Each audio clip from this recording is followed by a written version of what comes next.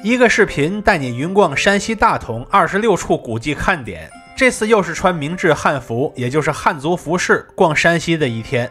來都來了，我就把這2年在山西大同逛過的26處看點介紹給你。大家好，我是徐工，記得點讚、收藏、加關注，下次旅行不迷路。現在我們開始。到大同的第一站，先去大同博物館給城市號號脈。然後發現3個歷史高光點分別對應北魏平城、遼金西京以及大明九邊重鎮。逛完你會發現，大同其他的歷史看點大都和這3個時期有關。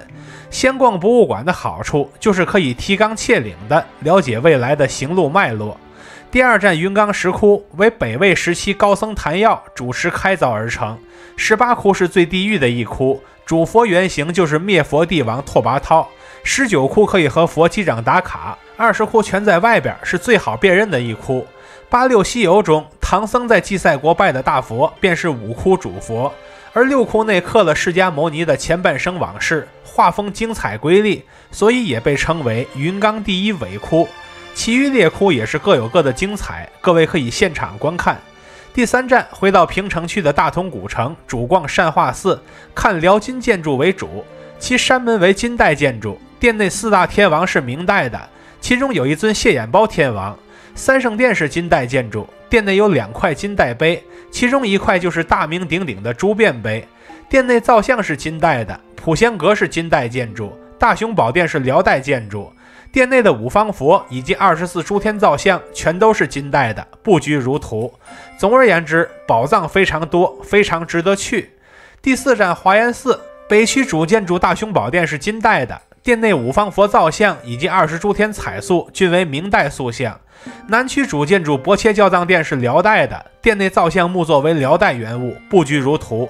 另外南區還有座華嚴寶塔，下邊有個純銅地宮，這些是極盡奢華的新造物。內中收藏的高僧舍利則是真正的古物。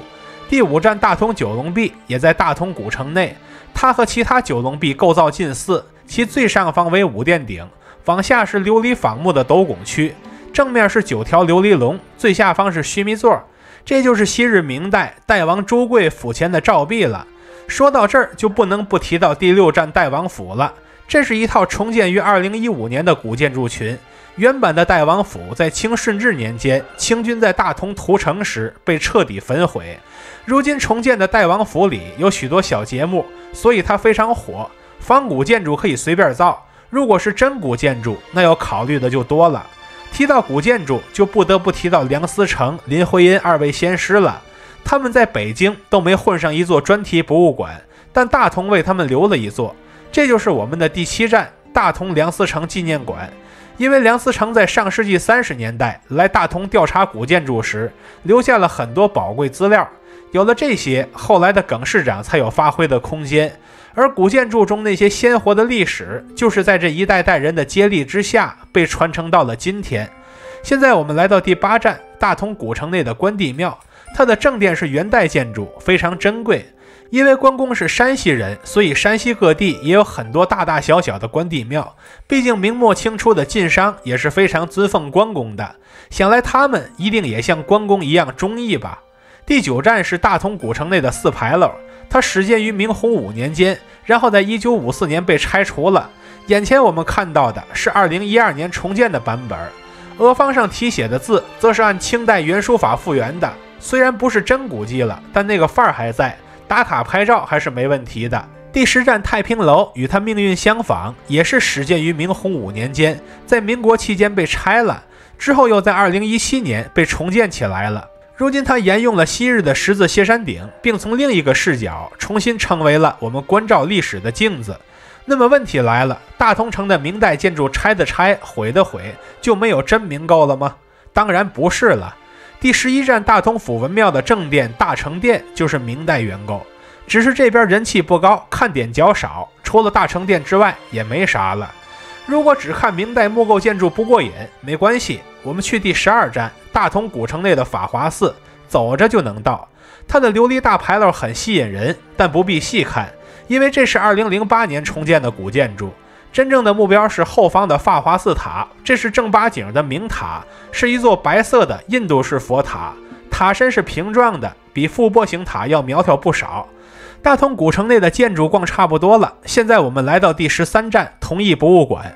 這邊現場展出的銅器是以明清民國銅器為主體的，雖然館不大，但是藏品還真不少，足夠看上一會兒的。現在我們去第14站興國寺，它只適合古建築發燒友，雖然這邊也是國寶，但只剩一套明代建築，此外真的什麼都沒了。建築裡邊是空空如也，沒有其他看點。第15站北魏明潭公園也在平城區，它所復原的便是課本上說的天子坐明堂，當然建築之內便是博物館了。復原的建築固不足奇，但博物馆內的展品可都是實打實的，值得一看。現在我們去浑源縣，先去第16站浑源永安寺，它的正殿是元代建築，但建築不是重點，建築內跨越元明清的壁畫才是珍品。其中的四脸明王更是一位從晋北声名遠播到豫州的知名大 IP， 现在仍经常在社火活动中出现。17站是浑源悬空寺，这是一座始建于北魏、重建于明清的建築，主要看点是奇險。如果心臟不好或者恐高的話，千萬不要上去，在底下仰視一下得了，還能立省100塊登臨費。後面都是小看點了，比如第18站渾源文廟，現存建築也都是明清建築。雖然沒有特殊看點，但文廟的格局是齊全的。如果之前沒有逛大同府文廟，就可以把這個作為平替。19站是渾源圓覺寺，建築不重要，主要是看塔。其內部的圓覺寺塔是一座密檐式金帶塔，它能從直奉大戰和抗戰中一路頂過來，存留到今天，寺院毀了它都沒毀，可以說是不幸中的萬幸了。渾源的最後一個看點是第20站綠呂神祠，建築群跨越元明清3朝，聽說它的內部有70平米的群像壁畫，可惜這邊進門極難，找文保員也全看運氣，我運氣比較差，吃了閉門羹，希望你們能比我更好運。下面我們去廣陵縣，抵達第21站廣陵水神堂。我是夏天風水期去的，依然沒水。現存古建築都是明清古建築，小院布局很別致，裡邊還有一座塔，屬於是麻雀雖小，五臟俱全，它也是國寶。說到國寶，並非每處國寶都值得去，比如第22站吉家莊遺址，這是新石器時代遺址，但現場就幾個探方。此外還有一座考古研究基地，但不像是能參觀的樣子。如果沒有配套展覽的話，那去了基本就是白去，光看探方是看不出什麼的。第23站是靈丘覺山寺，這時距離大同市區已經很遠了。當初若不是巡禮黑猴，我可能都來不了這兒。寺院的建築都是清代的，寺內的塔是遼代的。此外，如果往後山爬上去之後，還能找到一個菩薩頂，不過這不是什麼古物，所以隨便看看就好。第24站是土林，這個按說不算古蹟，但它也是歷經萬年風化之後形成的特殊地貌，票價是50元，拍照很出片，周邊人不多，隨便取景打卡，感興趣的自取。下面進入大同的現當代遺跡，比如第25站就是位於雲岡區的大同萬人坑，這邊埋葬了6萬礦工的屍骨，這些人都是在1937到1945年之間被日寇害死在礦坑裡的勞工，山頂上滿滿當當的全都是墓碑。看到這一幕的中國人不可能忘記這份仇恨，更不可能原諒那幕後勾結的黑手。第26站則是著名的平型關大捷紀念館，平型關在樊氏和靈丘之間，但紀念館在靈丘，所以就歸入大同了。內部介紹到的平型關大捷是對日寇的一次重大打擊，當時拼死抵抗的中國人本着勿負南明救世的共識，達成了統一抗日的戰線。正是先烈們的犧牲，才為我們換來了今天的安寧以及太平盛世。所以當我們來到大同時，可以到這些現代歷史遺跡中去緬懷過往的峥嵘歲月，也可以到大同古城之內享受如今的現世安穩、盛世紛繁。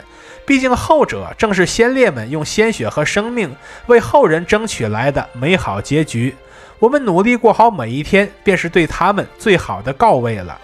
看到這裡的朋友，歡迎點讚、收藏、加關注，和徐公一起讀城，一起旅行。